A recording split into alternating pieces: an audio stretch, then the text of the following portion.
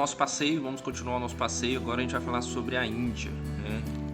Como que essa civilização se formou. Então, a gente tem aí como uma localização aí, então, ao sul da Cordilheira do Himalaia. Então, vou pegar aqui uma canetinha aqui para ficar mais fácil.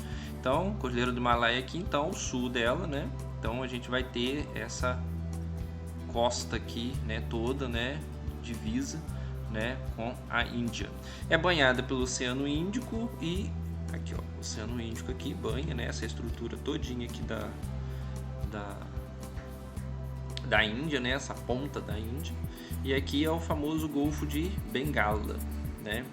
E possui dois rios sagrados, né, o Indo aqui, ó, essa estrutura dele nascendo aqui, indo até desaguando no Oceano Índico, e aqui o Ganges também nascendo aqui e desaguando aqui no Golfo de Bengala.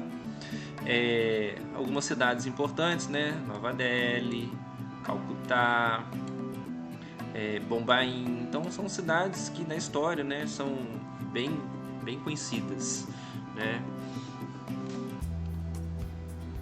Aqui já uma Índia antiga, né? Esse tracejado aqui, essa linha pontilhada, é a zona de influência da civilização suméria. Então, esse traçado todo aqui, ó, é onde a civilização suméria tinha seu controle. E o que está em amarelo é a civilização, né? A influência da civilização arapense. Então, tudo que está nesse envolto todo aqui é a civilização arapense, que é uma das fundadoras, né, do povo indiano. Então, como em 2500 a.C., essa civilização arapense ela vai se fixar ali na península. E eles tinham uma produção de artesanato, utensílios domésticos muito requintados, já fabricava joias, tinham um sistema de pesos e medidas para poder fazer o comércio, já tinha técnicas de metalurgia com a produção de pequenos equipamentos, armamentos. E em 1500 a.C. os povos asiáticos invadiram a Índia, né? E consequentemente teve-se um declínio dessa civilização arapense. Essa civilização indiana cresceu muito, né? Hoje a civilização da Índia hoje, né, em população é a maior do mundo, né? Superou a China. Então, em questões de populacional, hoje a Índia é a maior quantidade de pessoas no mundo.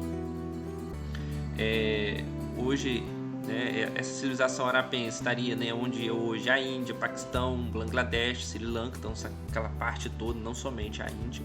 Então, nos séculos 4 até os séculos 3 a.C., foi a organização do Império. Nos séculos 4 depois de Cristo até os séculos 6 depois de Cristo,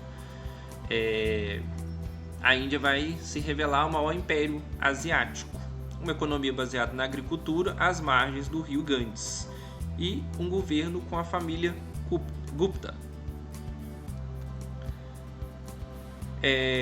A sociedade era de castas. Então, o que é uma casta? É um local onde o indivíduo nasce. Então, a casta eram grupos sociais fechados e com tarefas próprias, ou seja, não podiam se misturar um grupo com o outro, uma casta com a outra. Na Índia havia castas ricas e castas pobres. Então, se o indivíduo nasce numa casta rica, ele vai morrer rico, né? Vai morrer naquela casta rica. Se ele nasce numa casta pobre, ele vai morrer dentro da casta pobre. Não tem uma migração de uma casta para outra. O sistema de castas foi abolido pela Constituição Indiana em 1950, então até 1950 a estrutura da população era assim. As castas são consideradas hereditárias, ou seja, hereditárias é que passa de pai para filho, é uma herança. A ideologia das castas é justificada pela religião hinduísta. Então, para a religião hinduísta, que a gente vai ver mais à frente, mas já adiantando um pouco, eles justificam o sistema de castas porque eles acreditam na reencarnação. Então, se você está numa casta, vamos dizer assim, inferior, se você se sujeitar àquela vida, né, acredita-se que numa próxima, se você se sujeitou àquilo com docilidade, aceitou aquela situação, você pode reencarnar numa casta melhor, né? Então tem essa estrutura de religião, né, para manter a sociedade. Então tá aí uma pirâmide, né, para poder entender a sociedade. Então no topo da pirâmide, né, nessa estrutura do topo da pirâmide, a gente vai ter os brahmanes. O brahmanes é a casta mais alta, que eram o quê? Eram os sacerdotes que se chamavam brahmanas, representavam a classe mais elevada da sociedade e se consideravam nascidos da cabeça do deus Brahma. Então tudo tem uma referência religiosa.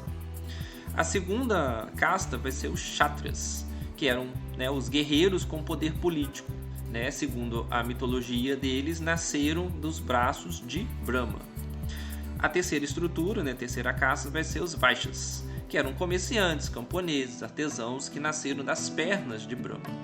E a base dessa sociedade a gente vai ter os sudras, que eram servos que nasceram dos pés do Brahma.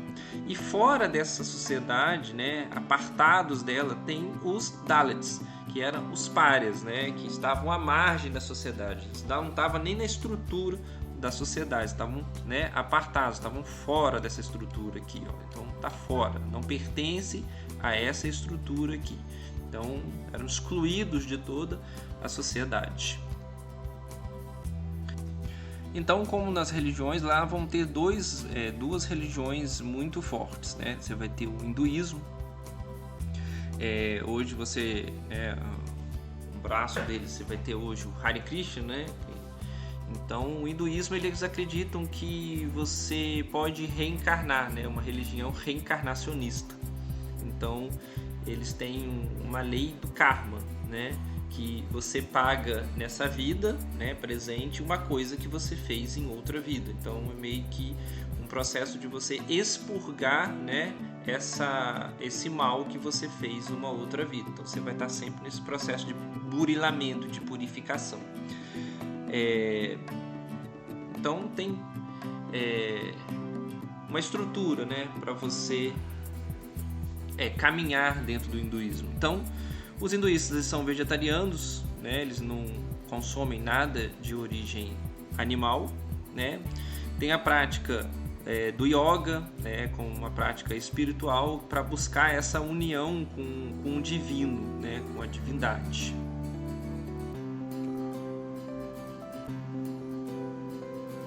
Continuando com o hinduísmo, né? O hinduísmo ele é fundado numa trilogia, né? 3 divindades. É o Brahma, Vishnu e Shiva. O Brahma seria o criador, o Vishnu seria o mantenedor e o Shiva seria o destruidor. Então é uma estrutura em trio, né? Assim como você vai ter no cristianismo Pai, Filho e Espírito Santo, então essa trilogia, né? Essa trindade. Hoje os adeptos do hinduísmo têm mais de 1,1 bilhão de seguidores pelo mundo todo. Existem mais de 33 milhões de deuses e deusas na religião hindu. Através da busca do conhecimento, da negação do mal e da prática da religião, o devoto hindu pode pôr fim à série de encarnações e não mais reencarnar. Isso aí recebe o nome de moksha. Então, seguindo esses preceitos aí, a busca do conhecimento, né? Seguindo esses 3 preceitos, então, a busca do conhecimento, a negação do mal e a prática da religião, o devoto, né, o devoto hindu, ele não mais reencarna, então ele para de reencarnar, então ele não precisa mais purificar, né, o seu espírito. A próxima religião aí, né, um outro ramo da religião é o budismo, né? O budismo vai nascer, né, no século 6 a.C., né, e não cultua nenhum deus específico, então você não vai ter, né, um culto a uma divindade, né? O que eles buscam é a elevação espiritual através da meditação, né? O Buda, né, essa figura central no budismo, ele começou com Siddhartha Gautama. Ele foi o primeiro a largar, né, a riqueza, largar as suas terras. Muito jovem, ele sai pelo mundo para viver do que ele conseguia de doações das pessoas, e ele começou a meditar. Então ele meditou, né, por 49 dias, e essa meditação dele, ele alcançou uma iluminação, né? Então ele se tornou o Buda, né, que quer dizer, né, o sábio, né? Ele conseguiu achar o caminho para chegar ao Nirvana, que seria esse mundo espiritual, né? O budismo, ao contrário do hinduísmo, ele defende os pobres e oprimidos e não justifica o sistema de castas como, né, o hinduísmo. Então tem adeptos mais populares no budismo por causa desse, não tem essa questão das castas. O budismo hoje está na Índia, na China, no Japão e inclusive no Brasil. Se você pegar aqui Minas Gerais, Juiz de Fora, tem, né, várias comunidades do budismo, assim como o hinduísmo também. Na cultura, a gente tem uma escrita bem desenvolvida, livros de gramática, os próprios alfabetos, né, os algarismos indo-arábicos que a gente vai herdar, né, dos árabes, né, quando os árabes invadem a Europa, vão trazer essa cultura dos números, né, a matemática, precisamente. O idioma utilizado para escrever os livros, né, é denominado sânscrito, né, que é a escrita do texto da cultura indiana. Hoje a gente tem o Bollywood, né, que seria como se fosse o Hollywood indiano, né? A fotografia deles está muito característica hoje, muito bem vista. Então ele é composto por melodramas, romances, musicais, né? Filmes de ação, de Masala. Então a cultura deles hoje está em voga, né? Está em alta. Sem contar a medicina, a própria matemática. Então é uma cultura muito rica. Então, por que a gente vai guardar disso tudo? O que você tem que saber disso tudo? Como era a sociedade indiana?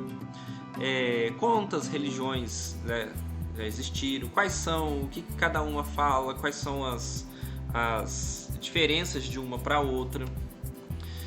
Se elas eram iguais, se elas tinham diferenças, quais eram essas diferenças e as contribuições culturais que a civilização indiana traz pra gente, né, de contribuição. Então, é isso, galera. Até a próxima aula.